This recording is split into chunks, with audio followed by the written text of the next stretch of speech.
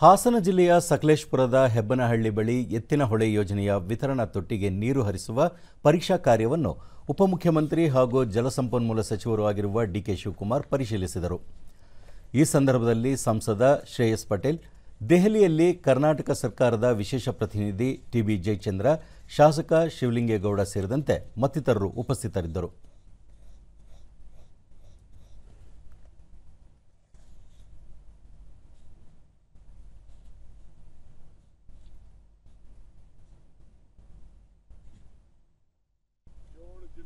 ಬಳಿಕ ಡಿಕೆ ಶಿವಕುಮಾರ್, ಯೋಜನೆಯಿಂದ ಕೋಲಾರ, ಚಿಕ್ಕಬಳ್ಳಾಪುರ, ತುಮಕೂರು ಸೇರಿದಂತೆ 7 ಜಿಲ್ಲೆಗಳಿಗೆ ಲಾಭವಾಗಲಿದೆ.